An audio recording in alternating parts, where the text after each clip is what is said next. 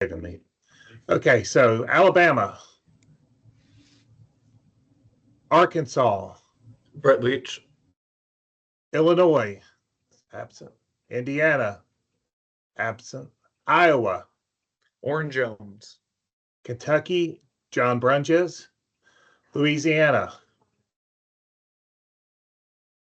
Jason Olzak. I swear I saw him on there somewhere. Manitoba. Okay. Michigan, Caitlin Barnes, Minnesota, Nate Huck. Mississippi, Houston Havens. Missouri, Reed Vigut. Ohio, Ontario, Brock Brook. Saskatchewan. Oh, sorry. Saskatchewan, that's correct. Tennessee, Amy Patterson. Wisconsin, Taylor Finger.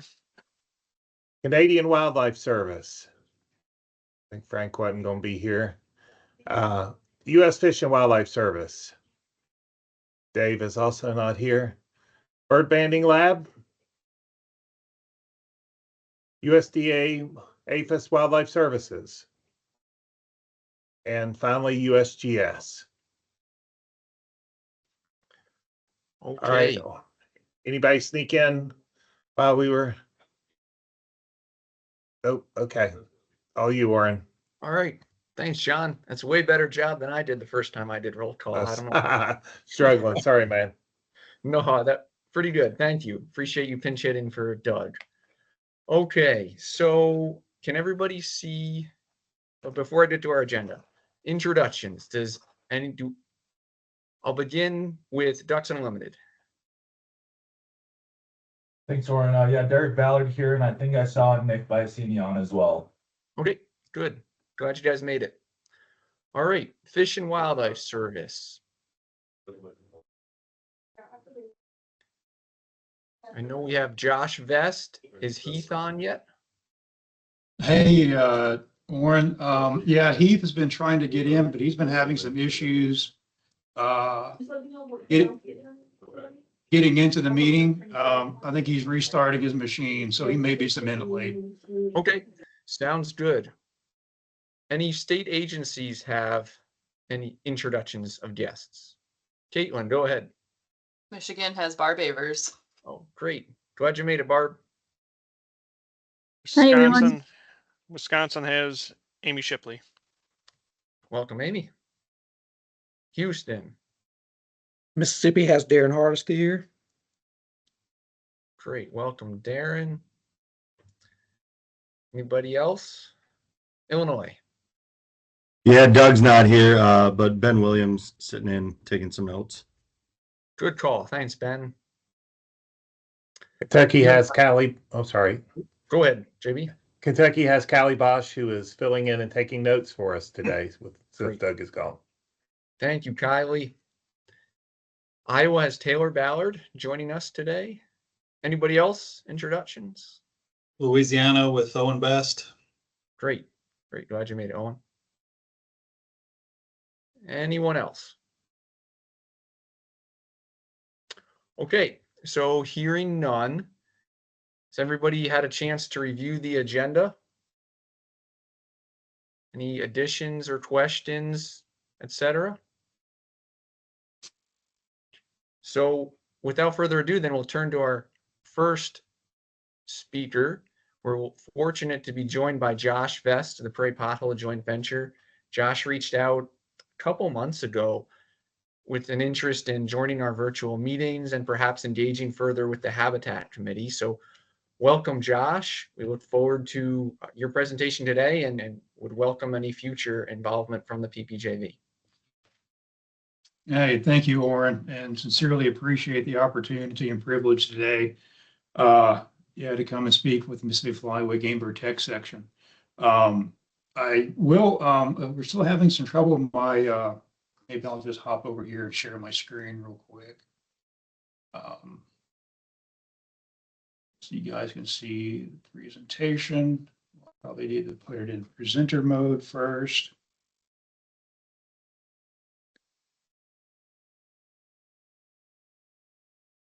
Keith Bear is with trying me. to get in, but it's Yeah. going slow. Yeah, he's still having some issues. He said he's pretty well convinced that John just keeps denying him and kicking him out on purpose. Not this time.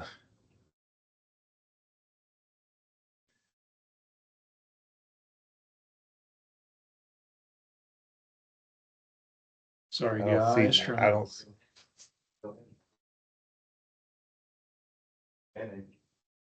Sorry, guys. Let me try this again so I can share my screen. You guys can look at it.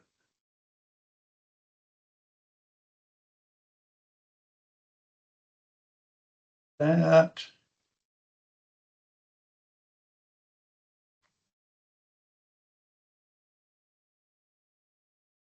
You guys are looking at the presenter mode, right?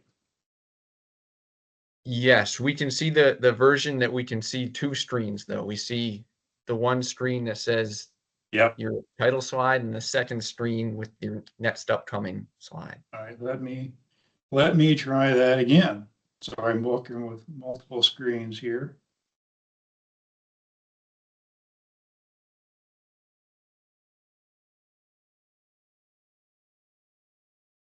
Bear with me. Sorry, should have done some tech work here on the front end. Okay, how's that? Yep, looks good. We got you, Josh. Okay, thanks much. Yeah, I'm not going to be able to see my teams very well. So I'm not sure if Heath has made it in or not. My apologies for that. Good news is I think I put my part of the presentation is going to run long. So if Heath doesn't show up, I mean, I can just keep babbling on for longer than I probably need to. But hopefully Heath will show up and cut me off and save you all from listening to me here for the whole time. So, Says the system says it just let him in, so we'll see. all right, perfect. I'll give it maybe just. I'm here. Hey, you made it. I think, JB, I felt like you were just hitting the deny button over and over and over again. I was. It was hard work. That explains it. Great. Hey, glad you made it, Heath. Yeah, thanks much. Appreciate the opportunity today to talk a little bit about some current work going on here in the Prairie Pothole region with the PPJV as well as the HAPIT office. We'll talk a little bit. So Heath and I are going to tag team this. I'm going to do kind of the front end, some kind of JV overview, some updates. Realize that I've got way more information I wanted to talk to you guys about than I probably should fit into a 15-minute slot. So Heath, please cut me off at about 13 to 15 minutes, and don't be bashful to be rude about it. You know how much I like to talk and hear myself. So. Okay, so I'll kind of get rolling here in the interest of time. So I know this group probably doesn't need much introduction, for the Prairie Pothole region in the PPJV, but just to set some context as well. Here you're seeing the administrative boundary for the Prairie Pothole joint venture.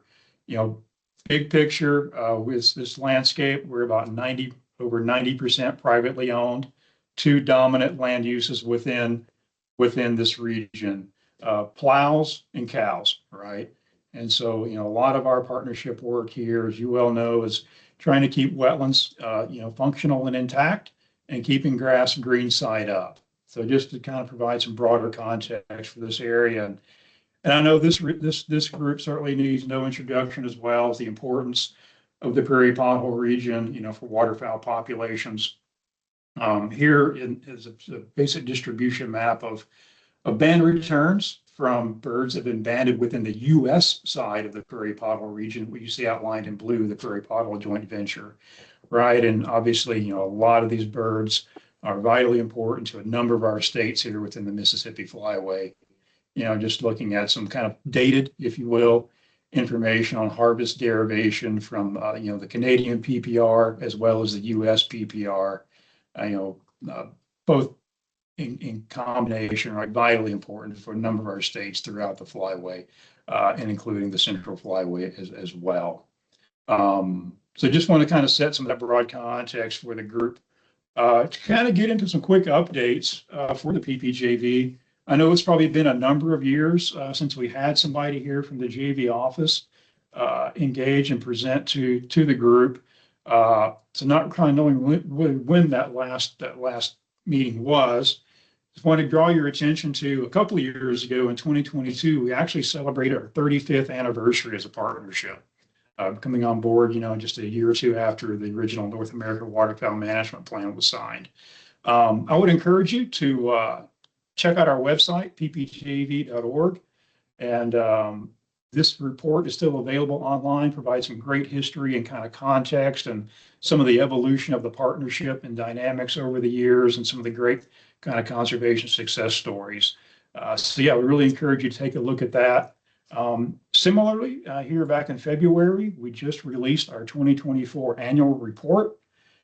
This is also available on our website, ppjv.org. Just go to the news section, or I'm trying to get into trying to get myself into at least the 21st century. And there's a QR code there. You can take a quick snap of. It'll take you to that link. This document will probably a pretty good smattering of kind of projects that a number of our partners are working on, more on the habitat delivery side here across the PPR, kind of very short articles highlighting some great partnership work, as well as a few kind of science tools and products that have been developed in partnership with the Habit Office. And Heath may talk a little bit more of some of that here in a few minutes. The joint venture is here. We've been going through it's been quite a dynamic past few years for us. We've gone through kind of a bunch of changes and transitions. 2 years ago, we brought on a new coordinator here for the joint venture, Lori Hanaska Brown. She's based here in Montana. I've been on here with the PPJV now for right at 5 years. So still fairly new to the partnership, given the long history that we have here. We also have 2 other staff on board here that have come on in the past few years. We have a science integration specialist who's based here with me here out of Great Falls, Montana. This is an NRCS supported position, essentially working to provide better integration of some of the science and planning and tools that we have here through the joint venture partnership with NRCS programs and partners here in Montana. A lot of our work is kind of more like grassland and grassland bird focus than it is necessarily wetland waterfowl. But our goal here is to really try to integrate some of the tools and decision support tools we have into that process and structure with NRCS. And it's been really exciting here the past few years working with Jackie. We've also brought on, the past 5 years, we've brought on a communication coordinator. We've changed hands a little bit. We have a new comms coordinator that came on board back in October, I believe, of 2024. Whitney comes to us from a kind of a unique and interesting background, kind of an arts major background. I spent some time here in Montana working with local school districts, but she comes from a ranching and farming family. So I think it provides a pretty unique lens on some of our conservation messaging we have here and some of the tools we're trying to implement to get our messages out and try to better reach landowners across the geography. So this kind of a small staff, for some of you may be more familiar with other joint ventures, have larger staff. This is a fairly small staff joint venture, but it's a pretty robust partnership. One aspect of kind of thinking of transition with the management board for the PPJV has grown quite a bit over the past few years. I think we're up to roughly 22 or 23 seats on the management board, being represented by what you see here, a number of corporate, federal agencies, ag organizations, tribal, non-government organizations, and state agencies, right? Each of our 5 state agencies are represented on the board here within the PPJV. And I would say over the past 10 years, a lot of our focus on board diversification and board growth has really been in these kind of areas you see highlighted here, primarily with our agricultural organization. So going back to the mid 2010s, long before I came on board, the board made, some really deliberate moves to better engage our agricultural producers, primarily in grass-based agriculture. Here at North Dakota Grazing Lands Coalition, South Dakota Grasslands Coalition, invite them to the seat at the table to help us, better derive and implement our conservation strategies to keep grass and wetlands functional and intact. And certainly over the past few years, we've worked pretty hard to improve our tribal representation and tribal engagement on the management board. It brought on representatives both from an individual tribe within North Dakota, within South Dakota, as well as a private producer operating on a tribe here in Montana, here at RL Langford Farms. We've also sought to diversify into corporate partnerships. ConocoPhillips has been a good partner for a number of joint ventures for a number of years. And this past few years, they've stepped onto the management board. So there's been a lot of transition here at the joint venture over the past five to 6 years. And I think we're kind of settling out, and everybody's getting comfortable with one another and the work that we're doing. So pretty exciting times for us moving forward. A little bit of kind of context on how we work. Like most joint ventures, we have standing committees that do kind of the most of the body of the work, if you will. So our longer term standing committees include a communications committee, policy committee, and the one that I'm engaged with the most, the technical committee. We're really fortunate here in the PPR to have a very robust science partnership and science foundation to inform that technical committee. And you'll hear more about this from Heath here in a few minutes, but I just kind of want to set the stage that this is a really unique partnership, and we have the luxury of having an organization like HAPA. It's really been integral to the growth and development of this partnership over our past 30, 35 years. Heath will talk more in detail about kind of some of the work that HAPA does, but it's we try to blur the lines as much as we can between the joint venture and HAPA, given how integral they are to our mission. So thinking about the kind of the tech committee work and some of the traditional planning, conservation planning that group does, on behalf of the management board. One thing we're about to enter into, and I'll talk a little bit more toward the end of this my piece, is now updating our implementation plan. Our last plan was developed in 2017. Set forth some pretty ambitious long-term conservation goals, roughly needing 20.9 million acres of permanently protected wetland grassland habitat within the PPR, which you see here on the left-hand side of that bar graph. On the right-hand side of that is kind of the state of affairs of where we were during that time.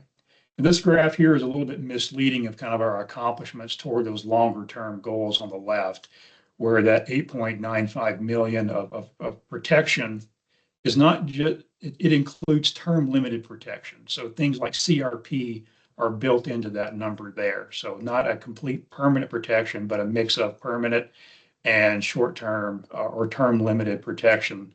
So at that time, you're kind of estimating, based on current rates of CRP, we're at 40% of our long-term goal of permanent protection. Kind of painting a different picture of that. I mean, we have these longer term goals, right, that we're striving toward. But to really get to that, we kind of have to break this up into smaller interval time chunks. And so what you see here, this dashed line at the top of that bar graph, was our 5-year habitat protection objectives we had set out in 2017. And this graph here just kind of gives you an annual estimate of growth, cumulative growth toward those 5-year goals, which would have sunsetted in 2022, which is why we're kind of in the process now beginning to update our implementation plan. Big picture here is, like in our last plan, the partnership looked at their previous rates of conservation accomplishments and challenged themselves to do 25% more than that over the next 5 years. And as you can see, particularly on the protection front, the partnership has risen to that challenge and now obviously even exceeding that averaging roughly about 100,000 acres of protection annually, thanks to important programs we have here, like the Migratory Bird Conservation Fund, North American Wetland Conservation Act, as well as the Land and Water Conservation Fund, as well as some other components like NRCS's ALE program as well. It's a kind of big picture of where we're at. Some recent assessments we had the Habit Office kind of pull together. Overall, within the PPR, we've got roughly about 5.5 million acres of wetlands. So we're kind of calling wetlands, seasonals, temporaries, semi-perms, less than 25 acres in size. So 5.5 million acres of those spread across the entire PPR geography. Roughly 63% of those remain unprotected. And that means that roughly sitting on those wetlands, those 5.5 million wetlands, we have 6 million breeding duck pairs. And roughly 60% of those are sitting on wetlands that are in unprotected status right now. So we still have a long way to go, right? Still lots of conservation work and opportunity left to be done. On the grassland side of the fence, we're kind of classifying as our priority grasslands, as unprotected grasslands, greater than 55 acres in size and accessible 25 ducks per square mile. Roughly 84% of those still remain unprotected today. So still a lot of conservation work left to be done here within the PPR. And obviously our conservation portfolio is not just focused on protection. So just to kind of give you an index of where we've been over the past 5 years, pulled some information from the U.S. Fish and Wildlife Service Partners of Fish and Wildlife Program, and looking at the goals we had set out for restoration and enhancement for wetlands and grasslands there, and implementation plan, and kind of where we are at now, roughly about 2022. So the left-hand side of these bar graphs, the lighter shading, are our 5-year objectives. The darker shading in the bar graphs is where the Partners Program have relative to their program. So you can see Partners Program across the entire PPR has just been knocking it out, been accomplishing a tremendous amount of conservation across this landscape. And this is just an index of a couple of programs, but I think in our updates or implementation plan, we'll be better characterizing a number of other programs and partners as well and accomplishment toward goals. But I think this is a great index to indicate that partners here have been rolling up their sleeves, working hard and getting a lot of great conservation on the ground over the past 5 to 6 years, and have really risen to the challenge to meet some of our large conservation demands over this past year. So these are pretty impressive numbers, and I think worth celebrating a lot. However, the backdrop to that, though, is over the same time period, right, we've been experiencing dramatic losses of wetlands and grasslands. So while we've been accelerating our pace of delivery, the pace and rate of habitat losses has also been accelerating. So roughly you can see here, this is a smattering of joint ventures within mainly the Central Flyway, but looking at grassland lost across these different joint ventures, the Prairie Pothole joint venture, we've lost, by some estimates, up to a little over 7 million acres since 2009. So to give you some context, that's roughly 1.5 times the size of the Mississippi Delta within the state of Mississippi. So that's a dramatic loss of grasslands we've experienced over the past couple of decade and a half. As many of you are well aware, most of that is coming from cropland intensification, cropland expansion.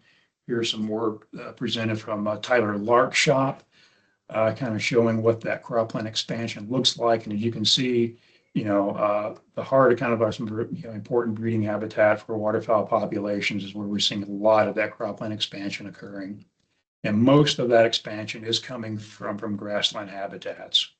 Kind of further looking at some of that work, here we see on the right-hand side, the percent of cropland conversion within a county that came from CRP.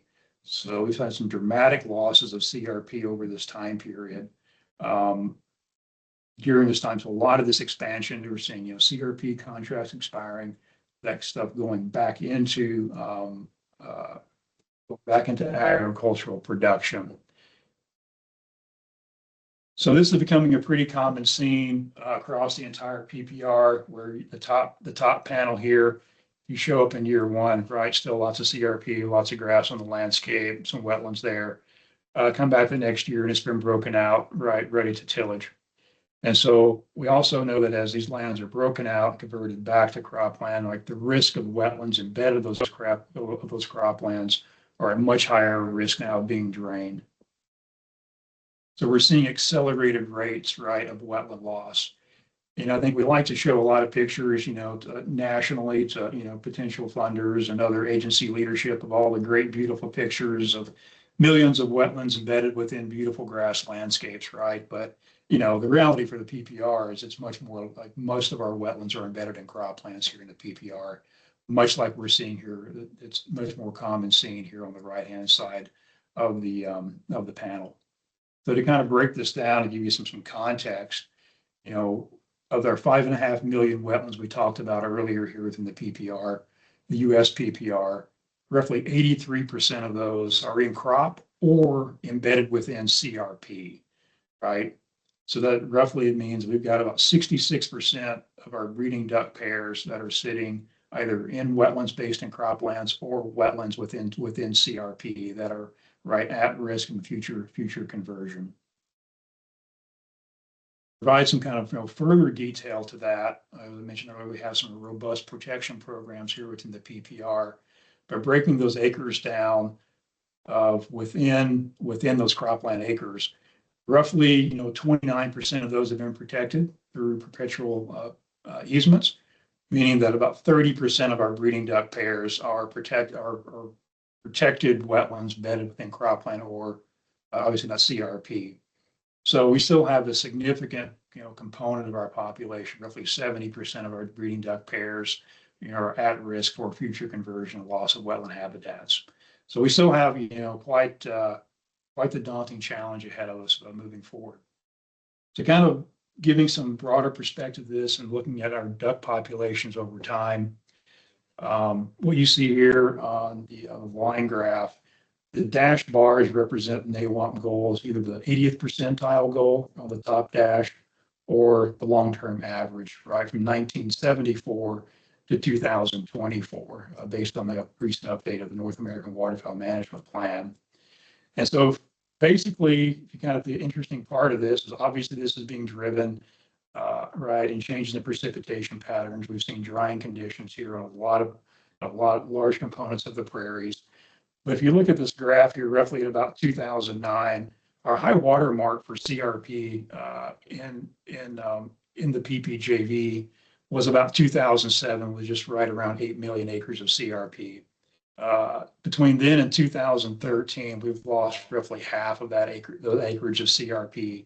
So we've certainly been seeing a declining population trend, as many of you are aware, here in the PPJV side of the prairies. Obviously driven by changes in precipitation patterns, but against the backdrop, right, of pretty accelerated grassland habitat loss. Recently here, I think just this past week, the 2025 State of the Bird Report was published. Hope you all had a chance to look at that. We did have a kind of quick highlight of the prairie pothole region on the US side within that report, and this kind of gives you, based on eBird trends, some kind of rough indications of where we're seeing like some distribution, some of these changes in population over time. We'll be working, I think, to better elucidate some of those patterns with some other data streams that we have here, the luxury of having here through HAPIT and the 4 Square Mile Survey program moving forward with our implementation plan update. Another interesting piece, I think, to our duck populations is thinking about the component that the US side of the PPR plays within the total PPR, for the total prairie pothole region. When we look at the proportion of ducks within the PPJV relative to the entire PPR, we've been seeing an increasing trend over time, where if we really look at that period of 1974 to 1993, roughly about 24, we're providing about 24% of the overall PPR population. Right, so we saw a big system shift around 1994. Water came back to the prairies, and since that time, we've been averaging about a little over 10% more, about 36% of the breeding duck population based on BPOP, the Western breeding waterfowl breeding population habitat survey. It doesn't even include information from Minnesota and Iowa in these graphs, right? So we've been seeing an increasing trend in the overall proportion of ducks provided here in the PPR. So to be clear, still like the substantial component, the vast majority of our ducks are produced in the Canadian PPR. What we're seeing over time is that the US side is playing an increasingly important role in sustaining continental duck populations. And that's probably likely due to a variety of factors, right? Variation in precipitation patterns across the entire PPR. But I think it also speaks to some of the robust conservation programs we have in place, whether it's the conservation title of the Farm Bill, programs like the Duck Stamp and the Migratory Bird Conservation Fund, LWCF, right? We have a lot of luxuries here on the US side that our counterparts in Canada don't. So I think part of that signal probably reflects some of the conservation of state that we're afforded here within the PPR, on top of the changes in precipitation patterns. Shifting gears a little bit, I kind of want to talk about some upcoming work here through the JV partnership, really more kind of on the science and planning realm, and not really all the fun habitat delivery work. Around 2013, a pretty important publication was released. We call it the State of the Prairies, where essentially, I know this is a really busy graph, but bottom line, what these two graphs are showing are rates of conservation investment in different scenarios in the black lines, and then rates of habitat loss in the red lines. And so the punchline to that report was like, we're losing habitat at a far greater rate than we're able to protect it.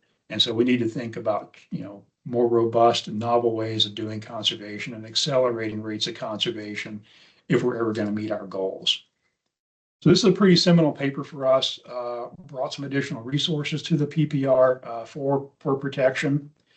And one of our challenges now is that the data that went into this report is now over 2 decades old.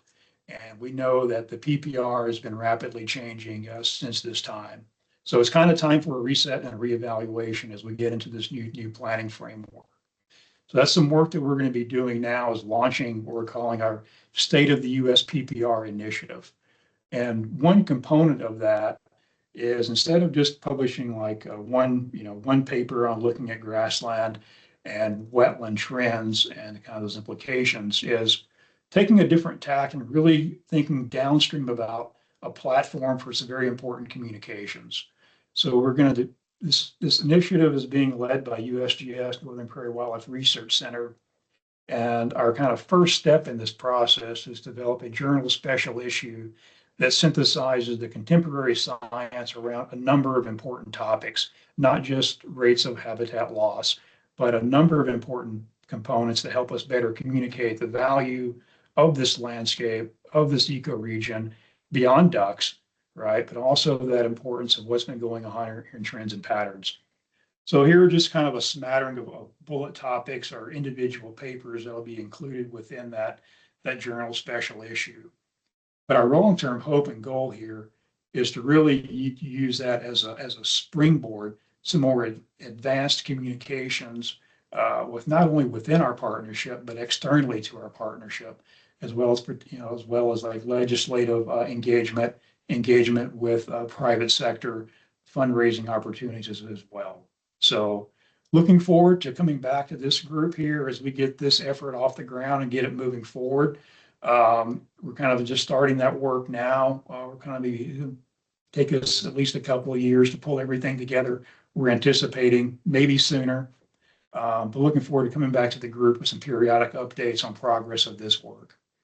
And finally, as I mentioned at the beginning, kind of wrap up, in parallel with that State of the US PPR initiative, we're going to be looking to update our implementation plan with the recent release of the new North American Waterfowl Management Plan, right? And some of the trends we've talked about earlier in habitat changes.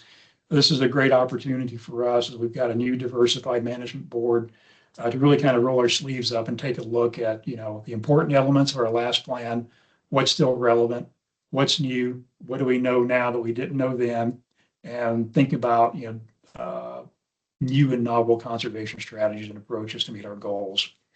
And I would say that, we've been, this partnership here has always been very, very strong. And these components here of linking waterfowl populations to habitat in our planning. And while we certainly have, moved the needle on establishing people goals within the Prairie Pothole joint venture, I think one of our challenges, which I'll be the first to admit, not sure how exactly we're going to do it, or our success in doing it, is better integrating across all three of these components here within our planning framework. So I'm really hoping to find some opportunities moving forward to leverage the expertise here with this group, and bounce some ideas off of and bring some kind of novel approaches that this group has been thinking about related to, social science, related to waterfowl populations, and how we can leverage some of that information to how we better think about integrating across all three of these within our planning framework. So that's, I think, where I'm going to leave things. Heath, hope I've left you some time. Sounds good. To stop sharing there. All right. Can you see my presentation? Got it. Thanks for teeing me up, Josh. Appreciate it. And thanks to the tech section for letting us come and present today. So you all know me, or most of you know me, Heath Hagee with the Habitat and Population Evaluation Team. What in the heck is HAPIT that Josh has talked about? Some of you might know what it is. Many of you probably don't.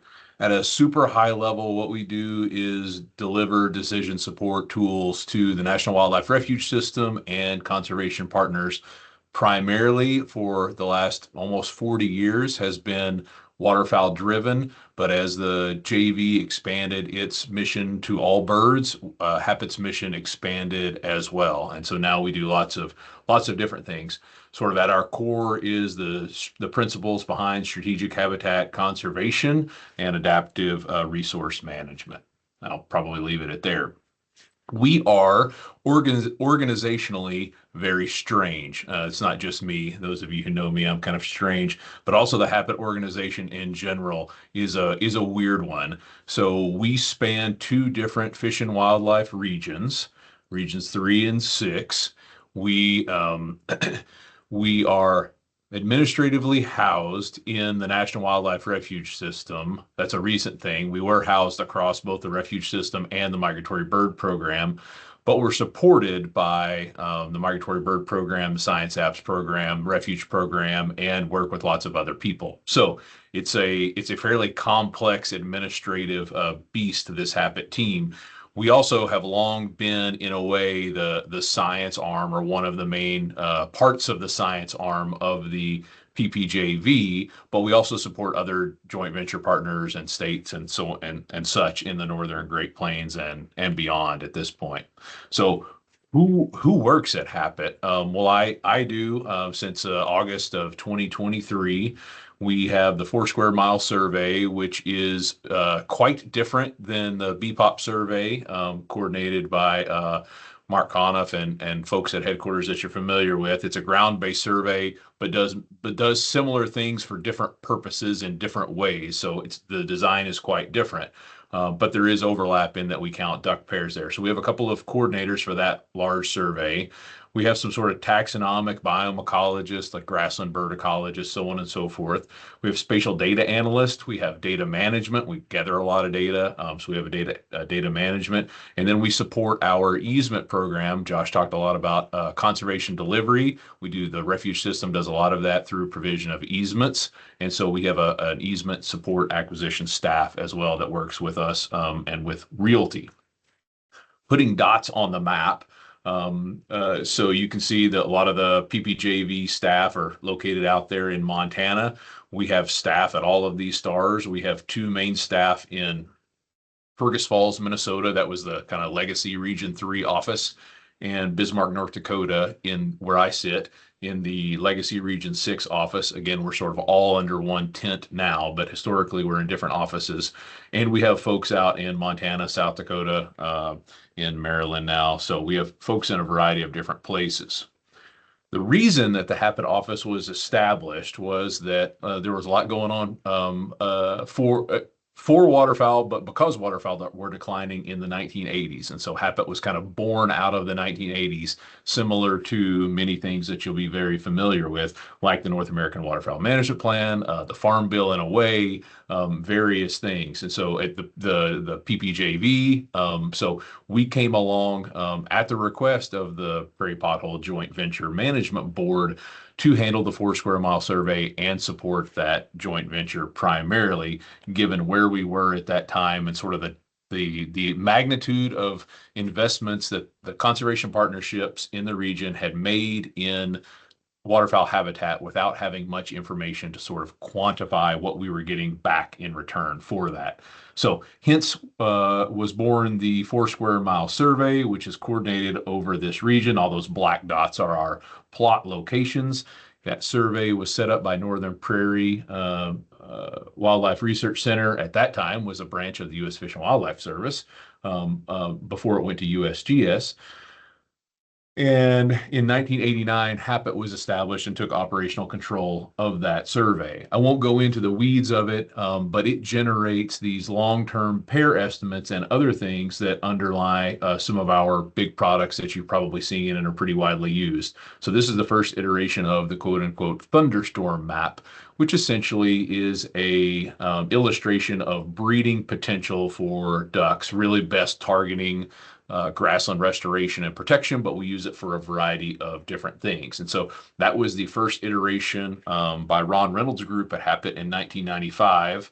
It's updated every 5 years, give or take a little bit. So you can see how the thunderstorm map has expanded as the information has come in and those models have changed over time. Some of that are changes in the models getting better. Some of this change over time reflects changes in duck distribution, like Josh mentioned. So as duck distribution has changed and we've taken care of a larger percentage of those populations in the US PPR in the last 25 years or so, our models have accounted for that. So you've got different analytical things going in there. You can see the expansion from just the Central Dakotas to the entire Prairie Pothole region, U.S. portion of the Prairie Pothole region. And the 2021 map is the latest version of that thunderstorm map. As I mentioned, we also have staff that work on many other things for all birds as we expanded with that all bird mission when the PPJV did in the early 2000s.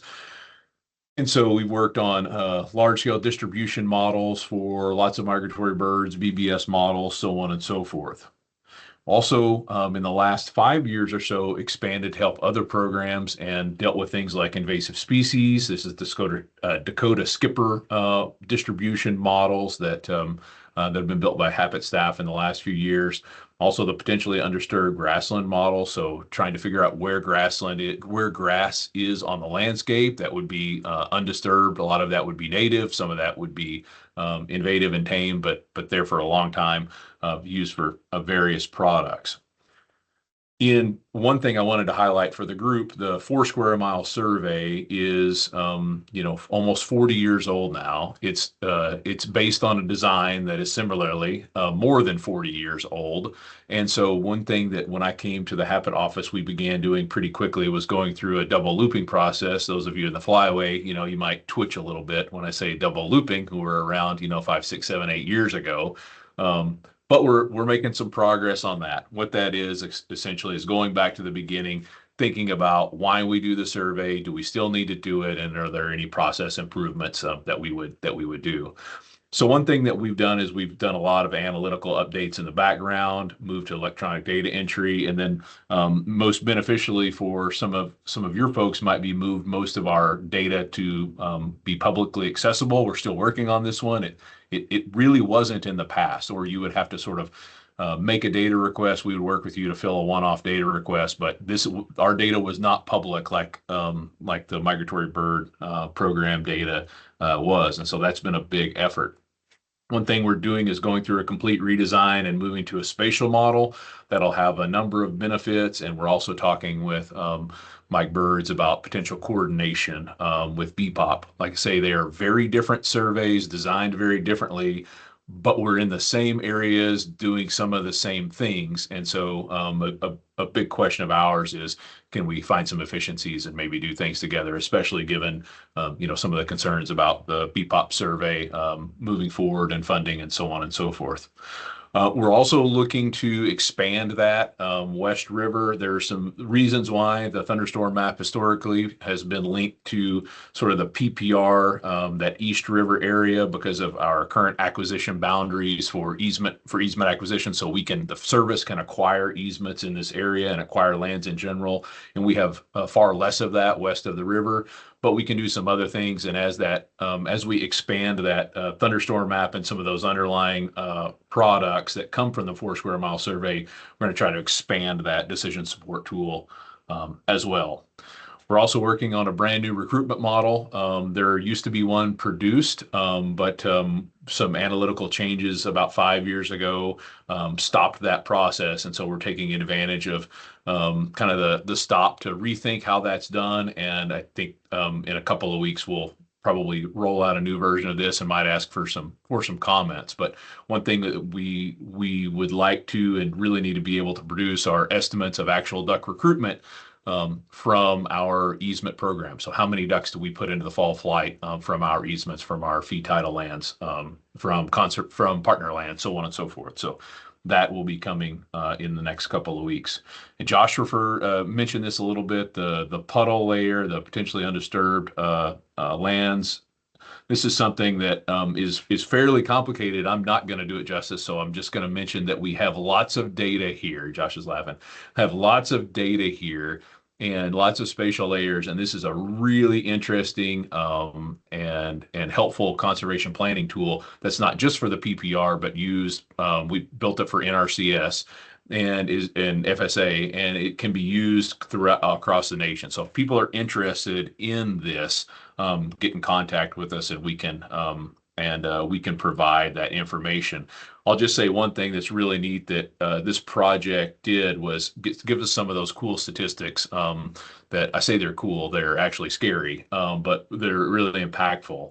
Like some of the grassland loss stuff that Josh presented earlier. So here, 1.2 million acres of grass lost in North Dakota over a 10-year period. That's kind of the projection from this stuff. So big, scary things if you're a duck trying to find a place to nest in the duck factory. We also have a new project that Neil Nemeth was working on. We're teaming up with Northern Prairie on that with whooping cranes. A migration model for energy development assistance and a variety of other things. Some of you may be familiar with this because a lot of the data was in the Mississippi Flyway. So trumpeter swan range expansion model that Kevin is wrapping up. I won't go into the weeds there, but it's pretty interesting. If you look at the panels on the right, you can see that blue area are under different expansion scenarios where we would expect tundra swans to be breeding in the next 10 years, and those are expanding north and west rapidly.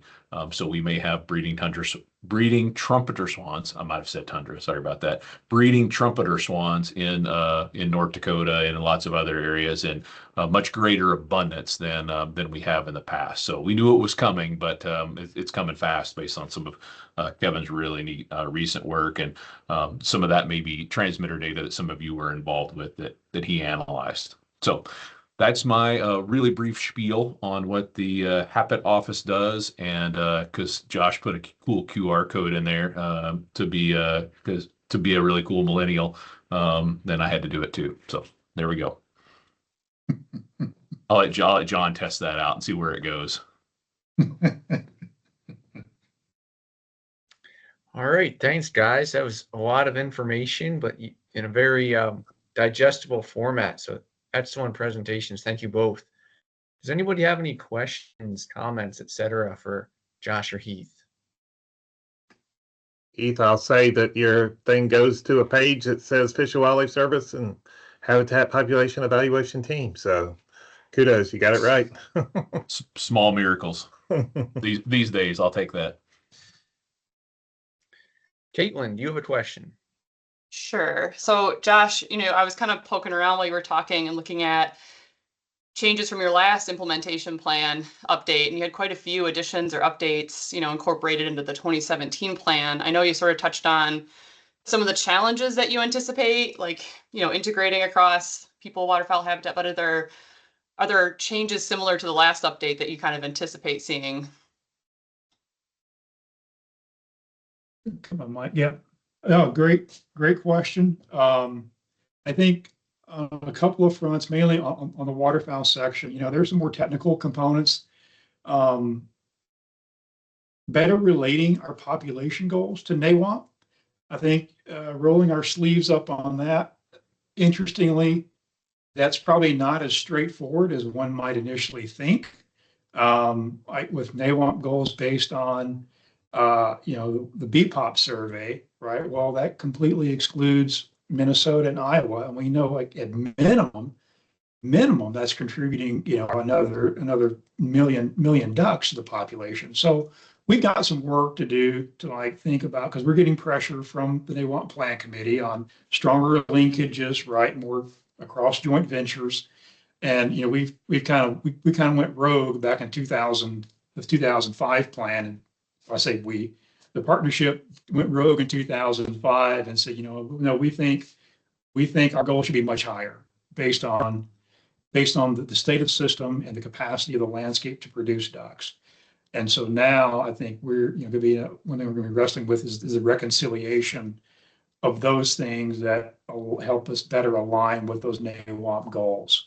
I think that's going to be a fair degree of sausage making, right? Another component, as I alluded to, is going to be the social science and taking kind of a hard look of where we've been, where we're at, how we're thinking about the social science component. We have, hunter objectives. We've got private producer engagement objectives, and so I think taking a harder look at those and thinking about structural integration and how those two things inform each other.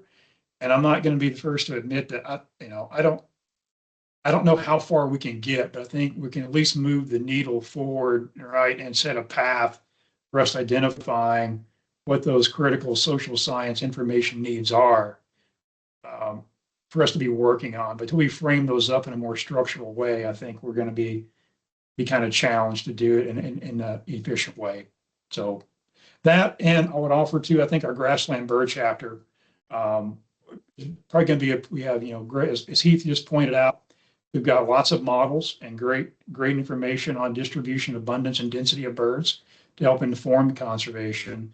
I think we've got a little bit of work to do to actually translating that to habitat objectives specifically for grassland birds that we then aggregate, for our waterfowl population, our waterfowl habitat objectives, right?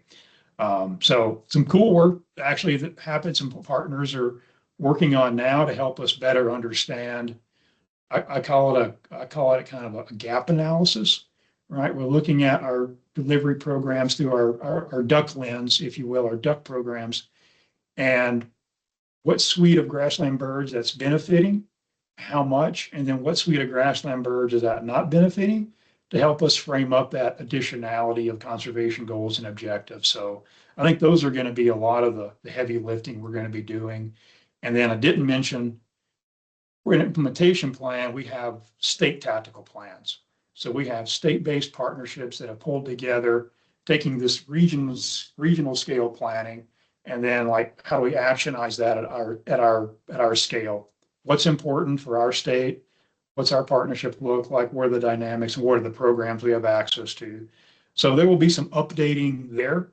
Yeah, so sadly for our friends in Minnesota and Iowa, they haven't seen the last of me.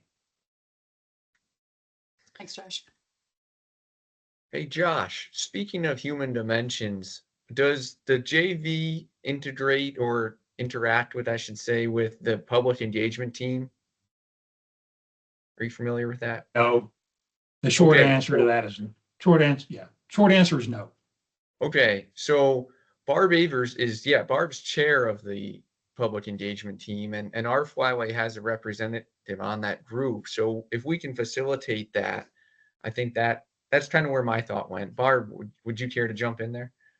Yeah, absolutely. And yeah, Josh, if you're not familiar, I mean, Barry Wilson sits on the HD Pet team, and we actually we just recently updated our work plan, and one of our priority actions we're working on is helping JVs develop the people objectives for their plans.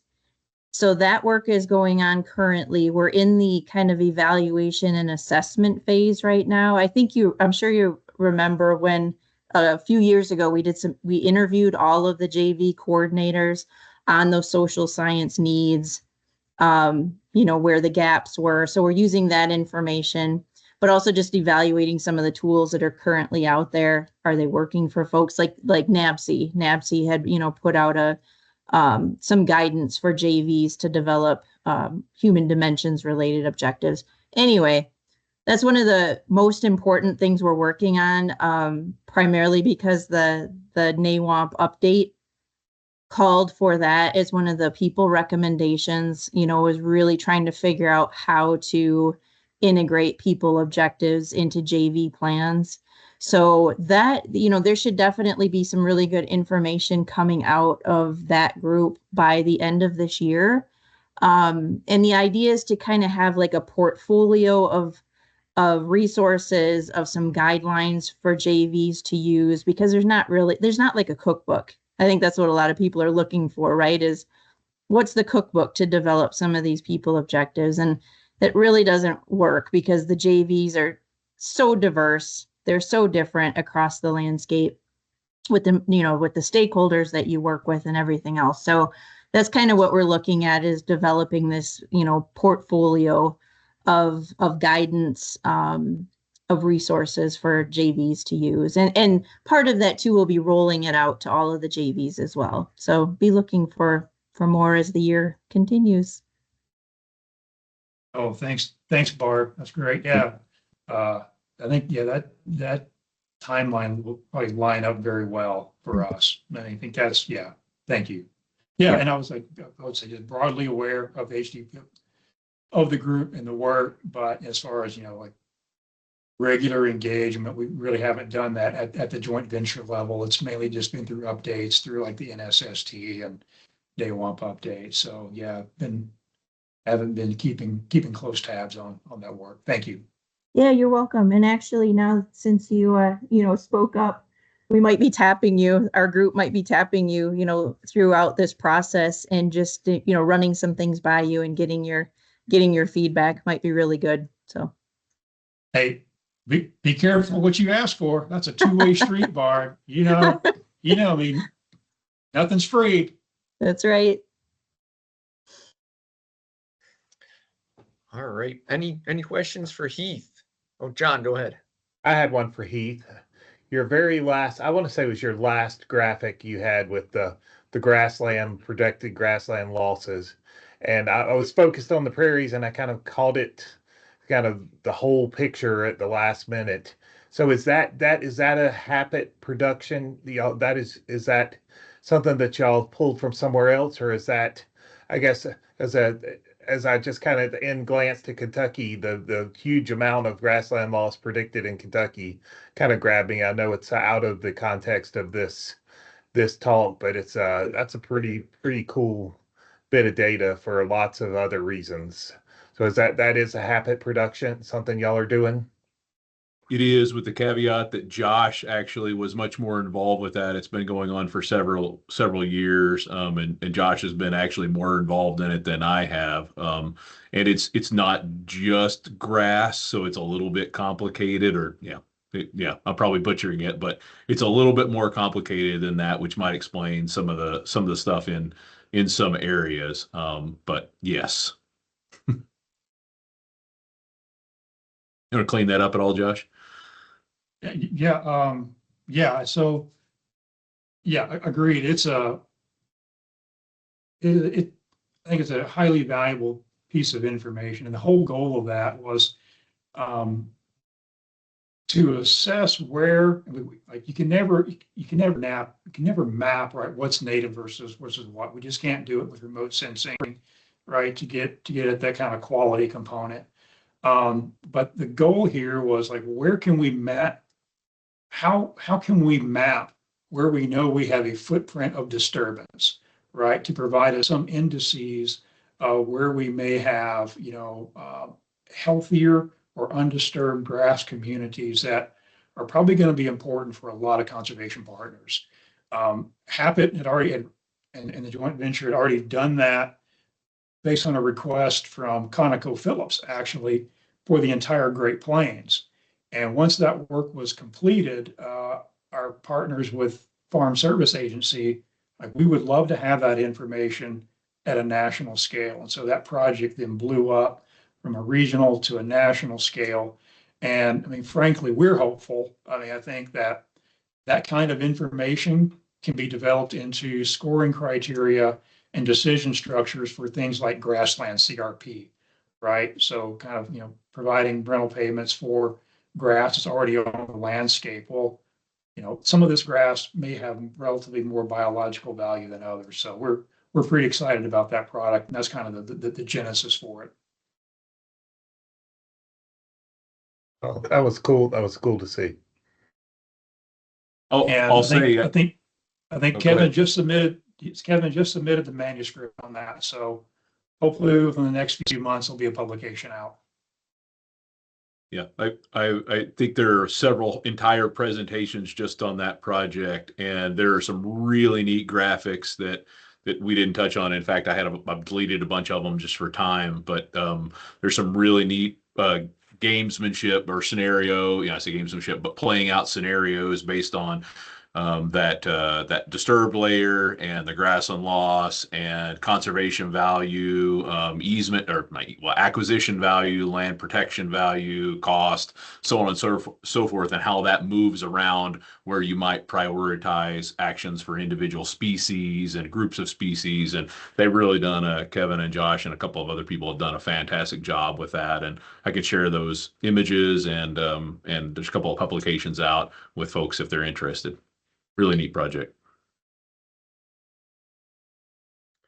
Yeah, you guys both had a lot of information in your presentations. Thank you. We hope to see you back in the future. Please keep us updated. Josh, I was really excited about some of those products and the science. Is the science state of the PPR synthesis. So please keep us updated on that. And Keith, I'm really excited from an Iowa perspective about the Forest per Mile survey revision, but I think there's also a lot of interesting topics to the text section, like trends from the Forest per Mile survey versus the BPOP and skewed populations or sets skewed populations. So we'd like to hear from both of you in the future. If you would, please stay in touch. Appreciate that. If JB will let me in the meeting, I'll happily come back next time. It's always, always touch and go. You never know. Check will be in the mail. No, thanks, Lauren, for the opportunity, and more than glad to follow up with the group. In the future, whenever it makes sense for the group. So great. Appreciate the opportunity. Great to see some old friends and faces here today. All right, thank you guys. Okay, so moving on. Council updates here. I'm going to pull up my notes and just kind of read from that. But if anybody has questions, please just get my attention. I'm hoping this will be more of open discussion. The council meeting I thought was actually really good. All of our recommendations passed. We actually had pretty good engagement from council. I was pleased about that overall. I'll just run through a few highlights here. So, and I'm just going to hit the recommendations that either council changed or had discussion on. The first was GBTS 1, Dave Luton Travel Award. Council is supportive of this and approved it, but renamed it to an honorarium, which I wasn't sure what that meant, but I looked it up and it actually seems to be a good fit for what we are talking about there. So that's a go. And we should begin thinking about topics for winter 26. And the idea would be that we would discuss those topics at our September meeting. So please be thinking about what you would like to learn more about of emerging topics, etc. Jamie, go ahead. Yeah, Orin, I'd like to say that I like the term honorarium way better than award. I was always uncomfortable with the term award because it sounds competitive in nature, and that's not what this is. This is not about. There's no competition for it at all. So I'm glad that I could never really put my finger on it, but when I heard that it was changed to honorarium, I was like, yeah, that's exactly what it needed to be. So I was very pleased to hear that. Yeah, I didn't know that was a thing, but it seems to be very fitting for what we are trying to do here. So good news on that front. Let's talk about that leading into our summer meeting and make sure we come out of the summer meeting with the direction and some ideas. Okay, so the next recommendation that council had considerable discussion on was the North American Arctic Goose funding. If you remember, the recommendation that the text section passed was for 7,500, but we talked about it at great length, both within the executive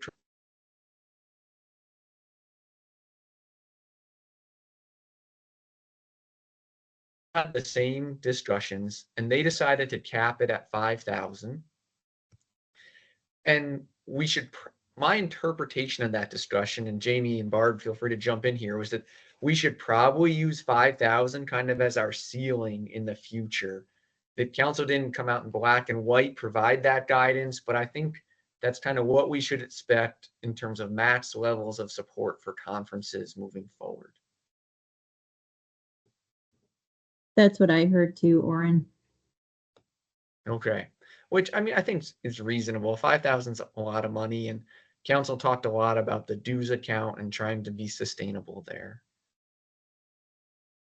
Okay, moving on. Gamebird Tech Section 9, the Sandhill train season in Ontario. Council approved the letter, which is some simple questions about that, the season in Ontario and Quebec, but they did ask about our revision of the Sandhill train harvest strategy and harvest plan.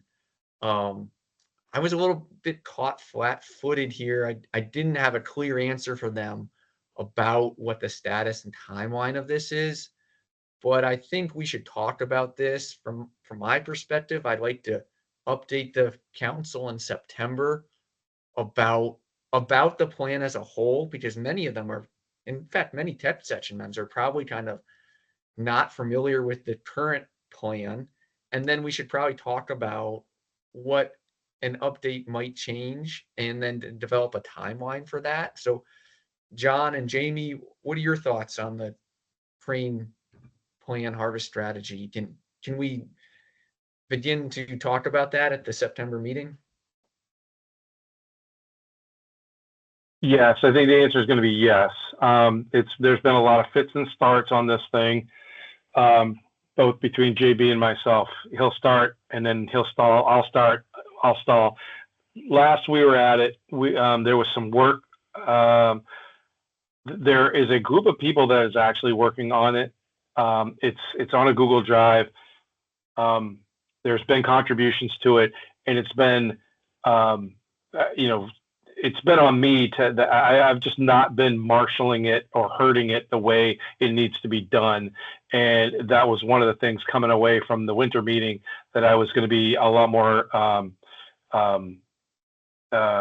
diligent about making sure that this group of people stays engaged and that we get this at least to a point where there is an acceptable draft going into, if not a final draft going into the September meeting. I'm hoping that it's an acceptable draft that both the Mississippi and the Atlantic Flyway can at least be reviewing for September, or at least,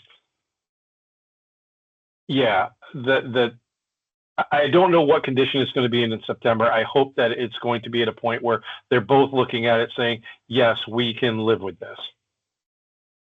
Taylor, go ahead. Just correct me if I'm wrong, Jamie. We're talking about updating the harvest strategy. We are not talking about a full-scale update of the Sandhill Crane management plan. Yeah, that's correct. It's really just the updating of the harvest strategy. Yep. Yep. And- No, that and just, I I might- want, go ahead. I might just say that it's walking away from the management plan, meaning that we can't really implement a management plan. That this is really all that we have the power to do is to implement a harvest strategy, and so to move away from the management plan and make it a harvest strategy. And Like, I you know, appreciate that because I imagine Wisconsin was one of the contributors to asking said question about that, because we were the state that has legislation that the advocates and or the people that are opposing a season said that because we don't have an updated flyway management plan, no state should have a season. And so again, that was one of those ones. And I touched base with Jamie at the winter meeting on this, just knowing that it was going to be a topic of future discussion. And just to clarify, like what JB said, you know, walking away from it being a management plan to just really being a harvest strategy, is that, you know, the management plan says, you know, we want to have at least 30,000 of these birds. Like that was it. Really, that's what the management plan was. We're like well above 100,000 of these birds. So, and we haven't even done anything really. So, like, what are we managing for? So, a management plan doesn't really seem like what we need to be doing. Is really more that we need to have a harvest strategy on these things. It focused on ag stuff. It focused on bird watching, all things that are just out of our control. So the new thing is about what we can control, and that would be harvest. And we've learned a lot in the decade that we've been shooting them, and we have a lot of information that we can update the assumptions that were made in the original plan, and maybe hopefully give folks some more flexibility in the future.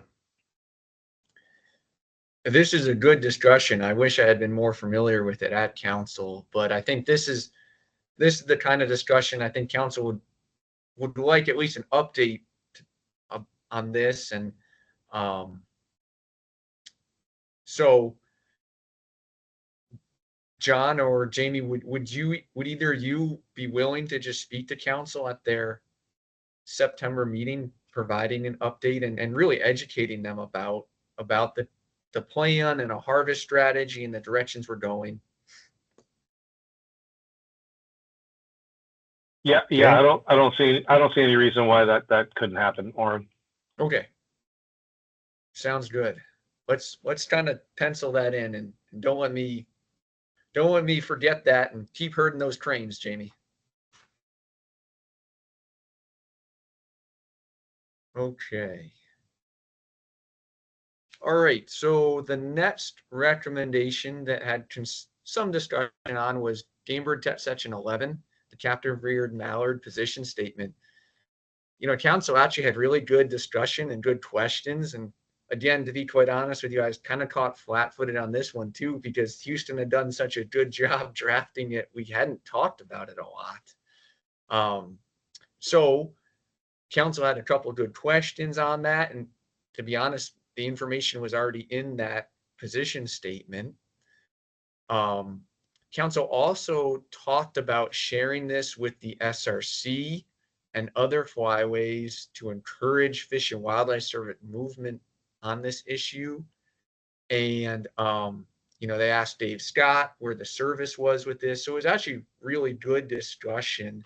And in hindsight, is probably something we should have encouraged them to take to the National Flyway Council as well. So This was a positive, and again, this was a really significant document that we passed, that Houston did such a good job of shepherding it through the Dabbling Duck Committee that we didn't spend a lot of time with it. So thank you, Houston, and everyone just kind of recognized that as it was a substantial contribution.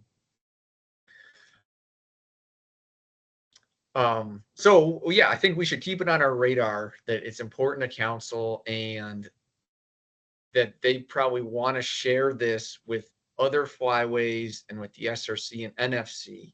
So I think that's totally appropriate. Lets us get more mileage out of this. Houston, do you have any thoughts, suggestions, responses there?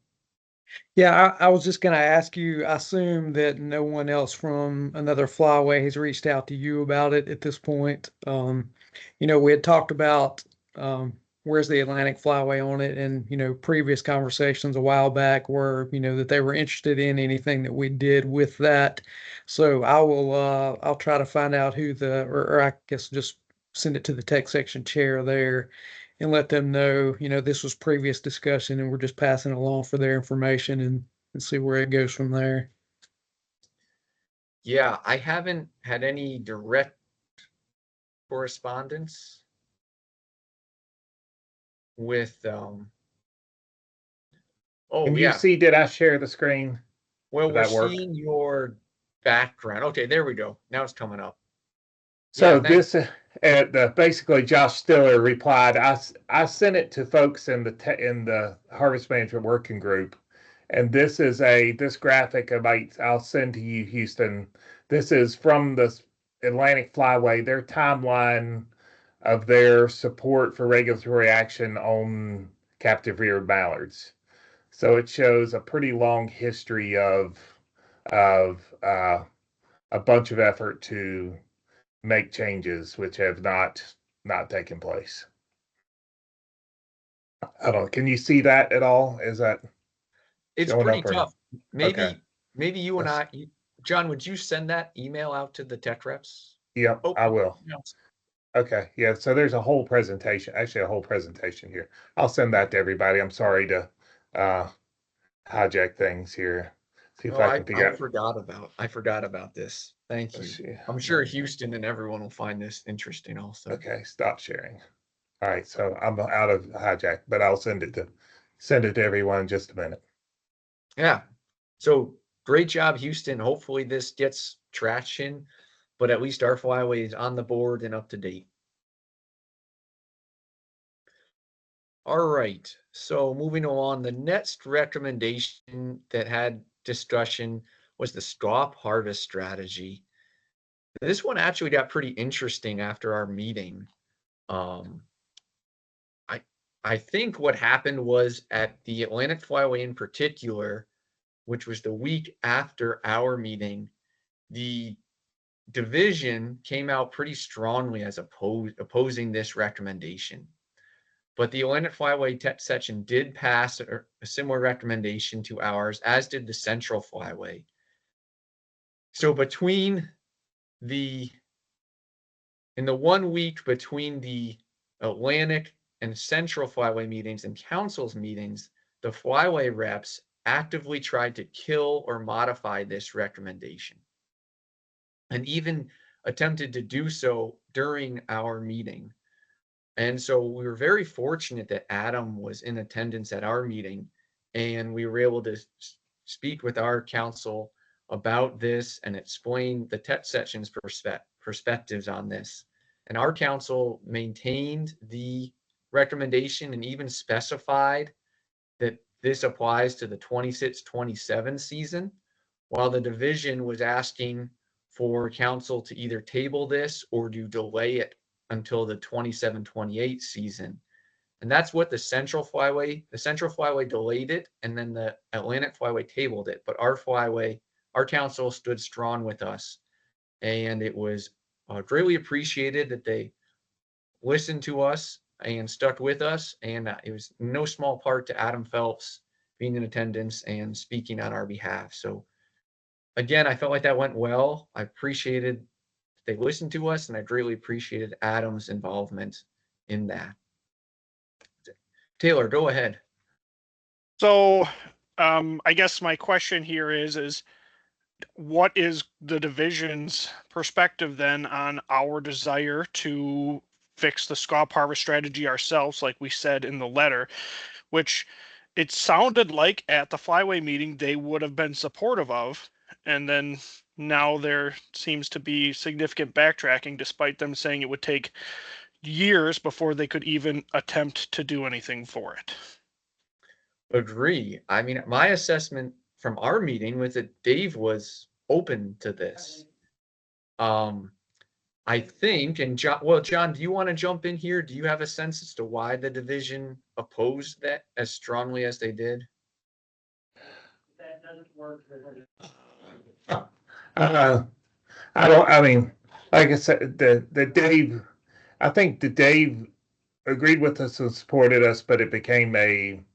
I think Pat was probably the leading source of we can't do this and no, we're not interested in whatever, and the biggest fighter for it. I don't know. I mean, I just you know, their overwhelming thing you heard from them was this isn't following process. You're not following process here, and so we can't consider this because this isn't AHM process. I don't know. I mean, that's from the Atlantic Flyway watching during the NFC. They were, yeah, they basically said we debated it forever and decided not to table it because of the process. So I don't know why it got so much consternation. But I guess in the beginning, I guess a lot of us felt it could just be done. Dave later was like, oh, we've got to do an analysis of how this lower threshold would impact the population, and that we just don't have time for that. So yeah, that's the question. Yeah, I guess I just struggle with complaining to us that you don't have the capacity, but then when we want to try to help you, complaining that they're trying to help you. So I don't know where you proceed with that. Well, a couple thoughts from my end. I think just the fact that this got the division's attention and that they are willing to talk about this is a positive step forward. I don't think the division is necessarily opposed to our interest in advancing this.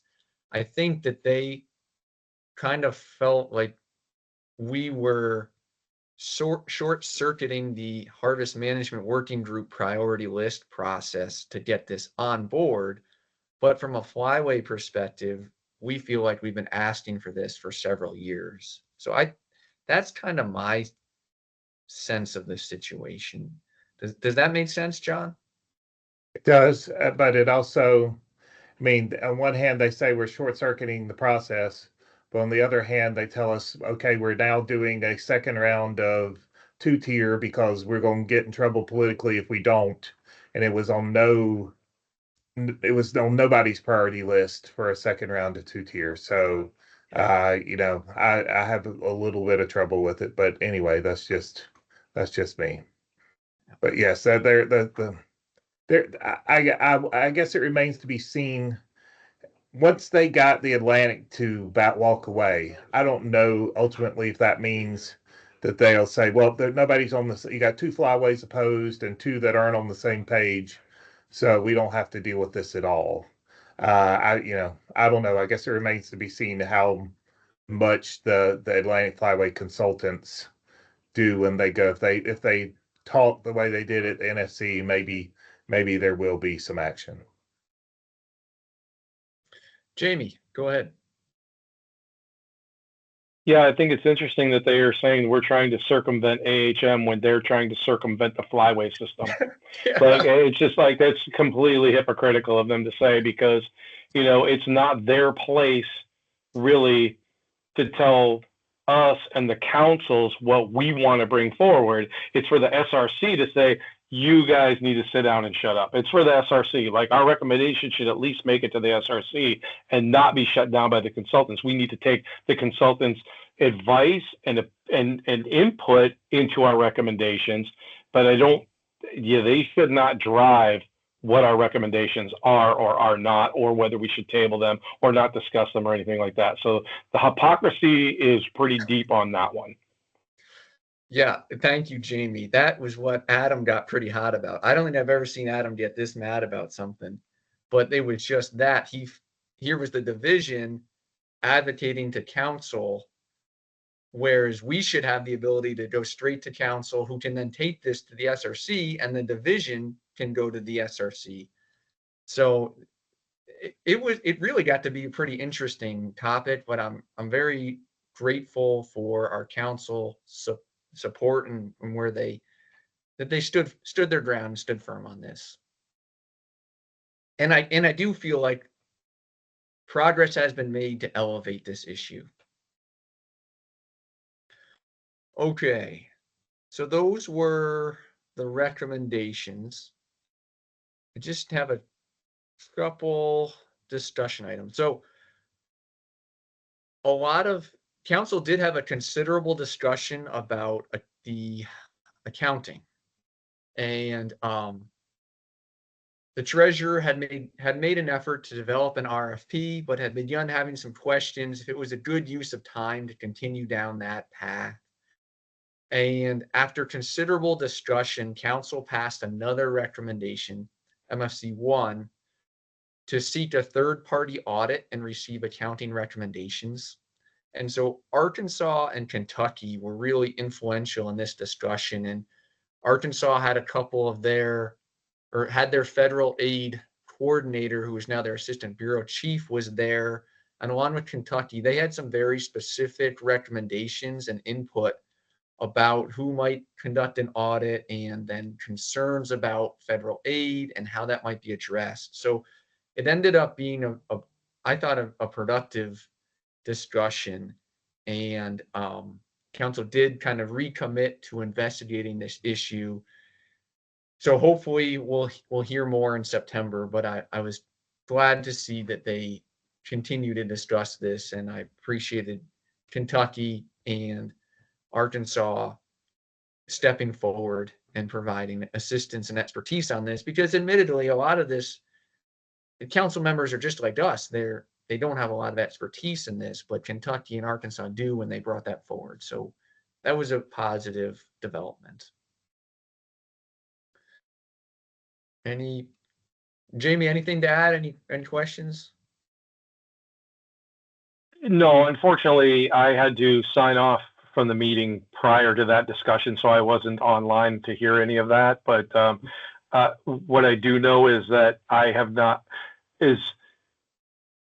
Joe had initially set up a meeting with Luke and Ben and the retired federal aid person, and so there's at least a meeting was scheduled, and it should be happening soon. And I was invited to that, so I'll be able to know what's going on as things are happening, and hopefully I won't have to do a lot of work with it. Good deal. Yeah. So in a nutshell, there seems to be this narrow window where there's currently an expert on contract, I think, with the Fish and Wildlife Service, who might even be able to conduct this work free to the council. But anyways, this fellow has a lot of expertise, and Ben in Kentucky was going to put everybody in touch. So it was a positive development on that front. All right, I'm getting to the end of it here. Last thing I just want to touch base with about was that Adam was the council secretary. And so he just called attention to the fact that a lot of our letters, in particular, the formatting of the letters and the recommendations, left a lot of work for the Flyway secretary. And so as the incoming Flyway secretary, Adam and I have talked a lot about this, and we're hoping to improve that, to streamline what recommendations and letters look like, so that it's less work on the poor fellow who ends up being the secretary. So committee chairs, please keep this in mind as you're crafting recommendations and letters. both in terms of formatting and then who we send letters to, and are they going to be meaningful. On a related note, NBTS is reviewing the formatting of recommendations, and so I'm going to ask that this be included as part of that, because I do think there's some room for improvement there that would make everybody's lives easier if we could have templates and try to establish a consistent process and a system to ensure that all these recommendations are passed in an efficient manner from the starting point to the ending point. All right. Yes, that's a little bit of drudgery there, but just keep that in mind. Any other questions about the council meeting before we move on in the agenda? Jamie, go ahead. I think you're on mute, Jamie. Thank you. After 5 years, you think we would all know immediately to take ourselves off of mute, but still we don't. Does the council have any thought as to whether or not they're going to allow remote viewing of the council meeting? Because I found it extremely helpful for me to, at least for the small portion that I was able to tune into it. It was nice to be able to hear some of what they were discussing during the spring meeting, which none of us ever really get to go to unless you're the chair or the secretary. So there might be something that we might want to bring to them. It could be non-participatory. It could just be us being able to view and hear what's going on. So not sure if they had any plans for that. I just thought of it just now. Hadn't even brought it to my council member as something to bring up to the council, but I think it's something that we might want to discuss with them. Yeah. Well, I hadn't thought about it much, Jamie, but council seems much more open to remote participation and presentations than we at the technical level were. And so Dave Scott was on virtually at the council level. I certainly found it helpful that you were able to join virtually. So it certainly is worth asking the planning committee if they would consider that. The OWL unit works remarkably well. So would other people have an interest in that? Yeah, I would pitch this as now you don't need to schedule a 2-hour meeting after this to fill me in on everything that you discussed, rather than, hey, if you want to jump on and listen. I mean, just in terms of workload and savings, I think you could make the pitch to the council saying, hey, if your tech rep can join that would be, I know that's what I'm going to have to, because I have a meeting already set up where it'd be like, okay, what'd you guys talk about? And I'd have jumped on if I could. Okay. Wow. Houston. Your council member actually debriefs you about this meeting? Wow. Houston, go ahead. Yeah, I just think that the council reps would find it helpful having their tech rep, for, sending a text message or however they want to communicate, in real time there, especially for new ones. There seems to be a lot of, rolling on and off of council reps. And so I would see it as a benefit to them as well. And we could have saved your bacon on the Sandhill Crane thing. Yep. Yeah, that's what I was just going to say. I as tech section chair, I found it very helpful that Adam was there and that Barb was there. But some of these questions are beyond what you can come up with when you're standing flat-footed in front of them. So, like if Houston was on for a couple of the deeper captive reared mallard questions. But anyways, if the chair gets stumped and the subject matter expert is on, I think that really leads to our credibility. Right now we have pretty good credibility with council, I think, but the more we can build that and inject our experts directly into the conversation, I think the better off we are as a tech section. So good point, Jamie. I'll make a note to talk about this. Iowa is the incoming chair of council, and so I'm now the council secretary too. So I think this is something to follow up on. All right, very good. Anything else on council's meeting? Okay, Houston, go ahead. Hey, so did I understand you correctly? You will be the council secretary at the summer meeting then? Yes. Yeah. I'm sure this has happened before, but that's not an enviable task, chairing. And so maybe maybe the executive committee needs to talk about that and ways to fill in and assist with those roles since they're going to be overlapping for that meeting. Yeah. Yep. I've been thinking about it as well, and it's going to happen to JB next summer too. So we're both going to be trying to do double duty at both the council's meetings. So yeah, I'm open to suggestions. I've been trying to just prepare myself, but in terms of taking notes while you're presenting, etc., could be a challenge. So thank you for recognizing that, Houston. And I think maybe you, John, and I should talk about that. All right. Anything else about council? Okay. So the last item on our agenda was I kind of just wanted to talk with just tech reps ourselves about a couple things. But before we do that, you know what, I'm forgetting the treasurer's report, aren't I? Kylie, do we have 10 tech reps on now?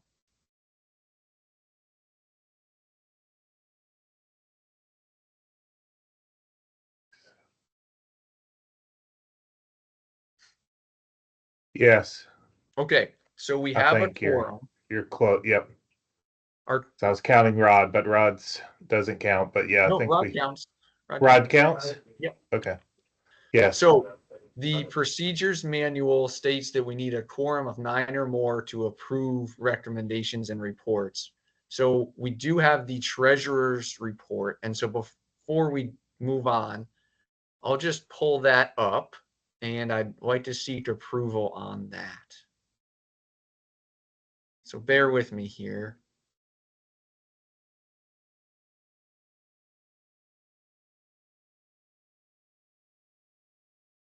All right. Is the treasurer's report coming through? Yep. Okay. So Doug sent this out. Hopefully everybody had a chance to see it. It's good news. Both the meeting in the Harvest Management Working Group meeting and our most recent Game Bird technical section meeting both came in the black, particularly the tech section meeting. And that's largely due to how reasonable the hotel in Orange Beach is. We only paid a little under $1,800, excuse me, a little over $1,800 for meeting space this winter, which is incredibly reasonable. So we ended up with a profit of $4,000. I did log on to the account this morning and confirmed the balance in the Wells Fargo account. It is the $16,371.44. So the check for the zinc calls has cleared, and therefore everything has settled from the winter meeting. So does anybody have any questions about the tech section treasurer's report?